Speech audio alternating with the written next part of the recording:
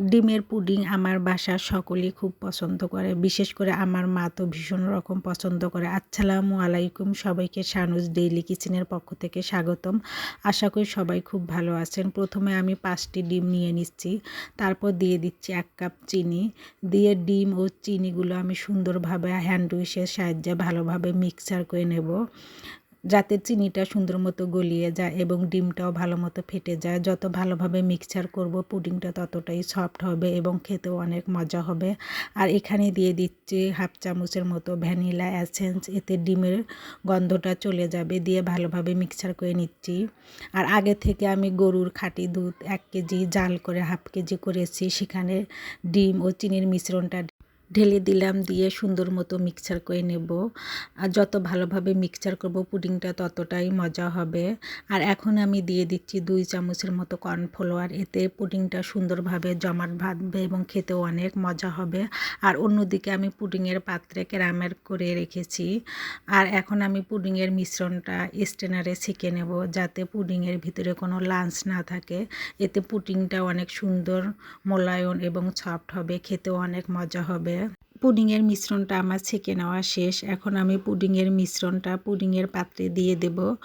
আর অন্যদিকে আমি রাইস কুকারে পানি ফুটতে দিয়েছি। পানি যখন ফুটে যাবে তখন পানির উপরে একটা স্ট্যান্ড দিয়ে দেব। স্ট্যান্ডের উপর পুডিংয়ের পাত্রটা দিয়ে পুডিংয়ের পাত্রের মুখ বন্ধ করে দিয়ে রাইস কুকারের মুখ ঢেকে দেব। আর ওয়েট করব 40 মিনিট। 40 মিনিট পর ফিরে আসলাম।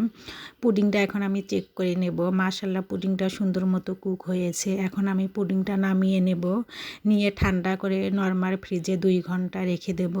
2 ঘন্টা পর পুডিংটা আমি ঢেলে দেখাবো। আর এর আগে আমি সাইড দিয়ে এভাবে একটা ছুরির সাহায্যে কেটে নিচ্ছি, যাতে সুন্দর মতো পুডিংটা বের হয়ে আসে।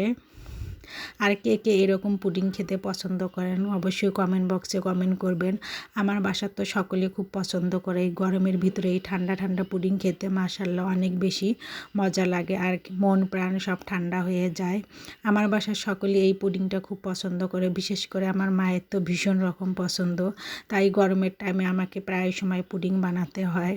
আর ফ্রিজে রেখে গরমের টাইমে এই ঠান্ডা ঠান্ডা পুডিং আমরা খাই। আর আমার পুডিংটা দেখতে কেমন হয়েছে অবশ্যই সবাই কমেন্ট বক্সে কমেন্ট করবেন। সবাইকে আমার ভিডিও দেখার জন্য ধন্যবাদ। সবাই আমার পেজটাকে লাইক, কমেন্ট, শেয়ার ও ফলো দিয়ে রাখবেন। আমার ইউটিউব চ্যানেলটাকে সাবস্ক্রাইব করে রাখবেন। সবাই আমার পাশেই থাকবেন, আমাকে একটু বেশি বেশি করে সাপোর্ট করবেন। সবাই ভালো থাকবেন, সুস্থ থাকবেন, সবার জন্য শুভকামনা রইল।